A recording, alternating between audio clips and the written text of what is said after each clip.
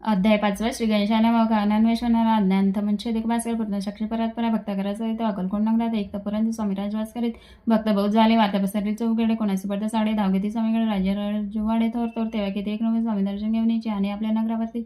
आडूमंदी त्याचे पडद्यामध्ये त्याचा मल्हारराव राज्याधिकारी एकदा ज्याच्यामध्ये विचारीचा बदला देवानंदाने मानकर तेसे थोर थोर बसले असता समग्र बोले नोपवर त्याप्रती कोणी जाऊन अक्कलकोट येते आणि स्वामींची तरी आम्ही त्याशी इनाम देऊ कार्यजन कठीण कोणी न बोलती वचन कोणा ऐकायला लागून गोष्ट मान्य करावे ना तेव्हा तात्यासाहेब सरदार होता योग्य जोडतो तो बोलता झाला उतरून उभा लागे परियचे आपली जरी इच्छा स्वामी ते अनावट करूचे तरी मी आणि द्यायचे नीचे मनसे असू द्यायचे कोणी होता संतोषला तो नृपतीसी सबाई समग्र आनंदित झाले नृपती सगळं त्यापरी तात्याचे सन्मान्य गुरु आणि मधुर यशस्वी मंदी त्या तात्यासाहेब निघाले सत्तर अक्कलकोटे आले नगरपालिका संतोष जे केवळ कंठ पाहुणी स्वामींची दिव्यमते आनंदित झालीचे ती तेरीस जणांची पावन भक्ती धन्यवंती त्या अक्कलकोटीची नृपती स्वामींची त्यांची भक्ती राजघराण्यातील होती ताई करीती स्वामी जायचे म्हणतात विचार पडला मानसी या नगरातून स्वामींचे कैसे नेऊ आपण प्रयत्नांती परमेश्वर प्रयत्न करावे सत्वर लढून नियुक्ती हो कार्य आपण साध्या करून नानापकाने घाती ब्राह्मण विधली बहुसाल दाने याचक दाने तृप्त केले स्वामीच्या पूजेप्रती नानाद्रव्ये समर्पित जैनी सरी करे संतुष्ट होते ऐसी करिता सर्वदा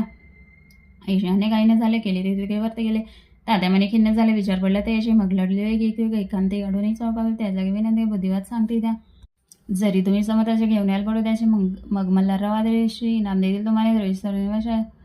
चौप्यास लागले अशा त्याच्या अंतरीबंधू जगागीरचं बसाल चौपान करताना विनंती केली मग रोज कृपळ होऊन समाधान पडत जाय प्रति चला त्याने माझे कल्याण मिळेल मला बद्दल आपल्या योगी समाधान जाता होईल असे गुन्ह्यात वचन समर्थाने असं करून उतर चौका लावून काय दिलं साधारण राव मला त्याच्या अंतरी नाही बघते मग आम्ही पडता काय म्हणून चला येते श्री स्वामीच्या चालवणार पदा ऐकत भाई बघते म्हणजे मुद्दे